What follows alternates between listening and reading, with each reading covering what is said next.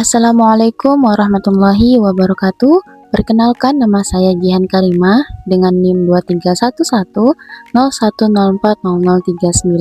dari kelas D1 PGMI, yang mana pada video pembelajaran kali ini kita akan membahas tentang penciptaan iklim kelas.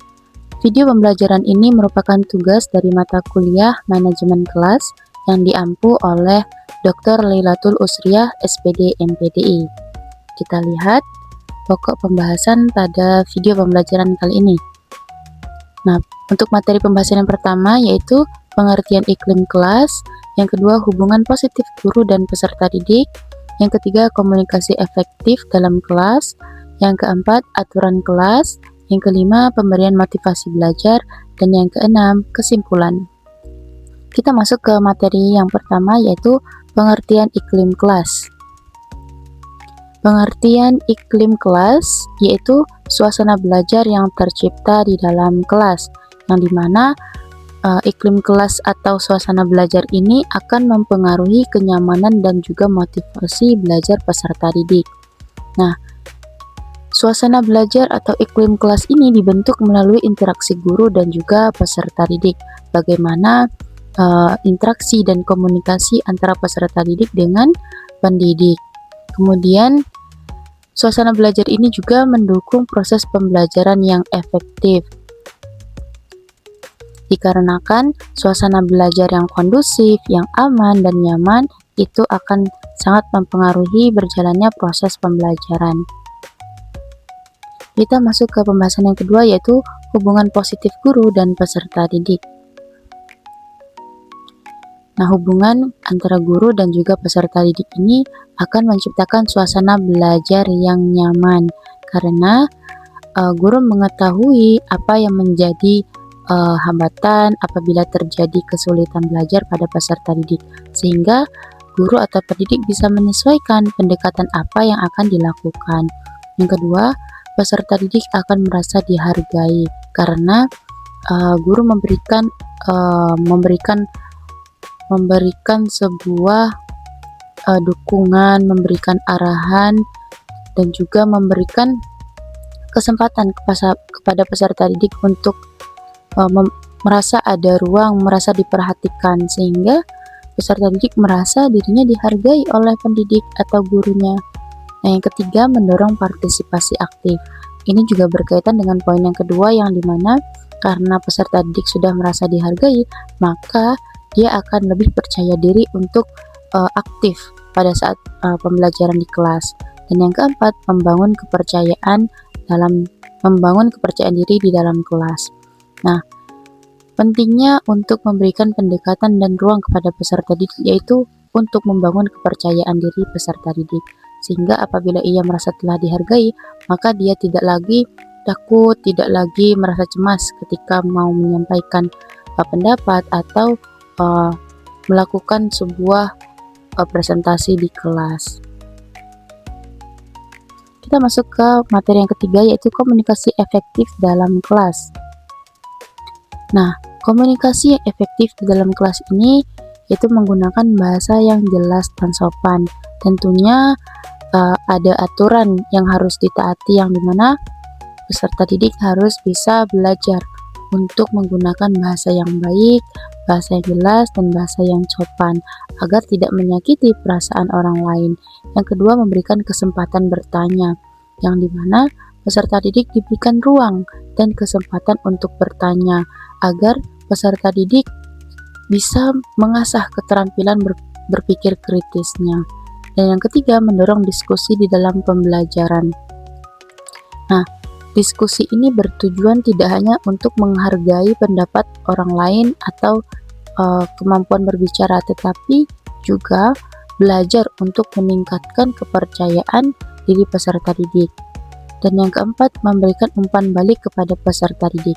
Umpan balik ini dapat berupa apresiasi, berupa penghargaan, berupa pujian, sehingga peserta didik merasa dihargai dan merasa bahwa dia diberikan ruang untuk menyampaikan pendapat atau bertanya.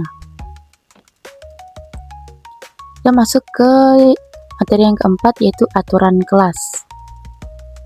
Nah, aturan kelas di sini itu merupakan pedoman perilaku di dalam kelas, yang dimana aturan kelas ini disusun bersama guru dan juga peserta didik, sehingga dengan adanya aturan kelas ini dapat menciptakan ketertiban dan juga kedisiplinan, sehingga hal tersebut akan mendukung suasana belajar yang kondusif. Nah, aturan di kelas ini bukan untuk menakut-nakuti, tetapi mengajak peserta didik untuk belajar disiplin. Jika melakukan kesalahan, maka ia harus berani belajar menerima konsekuensi. Seperti itu. Selanjutnya kita masuk ke materi yang kelima, yaitu pemberian motivasi belajar.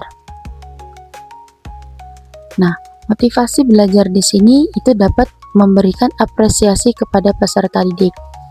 Terkadang peserta didik di usia sekolah dasar itu merasa sangat senang, walaupun sekedar hanya guru menyampaikan kamu hebat. Nah, itu benar-benar berkesan bagi peserta didik, sehingga itu akan meningkatkan motivasi belajarnya. Nah, seperti poin yang kedua, yaitu memberikan semangat belajar, sehingga merasa ada yang mendukung gitu. Karena peserta didik ini terkadang ada yang memiliki karakter pemalu, sehingga dengan adanya pemberian apresiasi atau semangat oleh pendidik, maka ia merasa bahwa ada yang memperhatikan dan ada yang memberikan dukungan dalam proses belajar. Yang ketiga yaitu menggunakan metode pembelajaran yang menarik. Nah, metode pembelajaran ini dapat banyak sekali variasinya, sehingga seorang pendidik bisa menyesuaikan dengan materi pembelajaran yang akan disampaikan. Ini yang keempat, menciptakan suasana belajar yang menyenangkan. Nah, ini juga masuk di dalam kurikulum deep learning ya, yang dimana ada istilah joyful learning, pembelajaran yang menyenangkan. Pembelajaran yang menyenangkan di sini itu artinya seorang pendidik memberikan kebebasan kepada peserta didik untuk memilih bagaimana pembelajaran yang peserta didik sukai. Misal peserta didik ingin melakukan pembelajaran menggunakan game. Nah, seorang pendidik itu memberikan kesempatan kepada peserta didiknya, dan juga bagaimana seorang pendidik mengelola pembelajaran ini dibuat menyenangkan. Bisa berbasis game, bisa menggunakan media interaktif dan lain sebagainya, sehingga pembelajaran tidak hanya monoton menggunakan metode ceramah atau menggunakan buku teks saja, tapi lebih bervariasi. Nah, kita masuk ke kesimpulan. Adapun kesimpulan dari materi pembelajaran kali ini yaitu iklim kelas itu sangat mempengaruhi keberhasilan pembelajaran, yang dimana hubungan positif itu dapat meningkatkan kenyamanan belajar, yang dimana itu dapat dilakukan dengan melakukan komunikasi yang efektif, sehingga dari komunikasi ini akan mendukung interaksi di dalam kelas, baik itu interaksi antara peserta didik dengan peserta didik atau interaksi antara peserta didik dengan pendidik. Nah, dengan pemberian motivasi itu akan sangat membantu meningkatkan partisipasi peserta didik.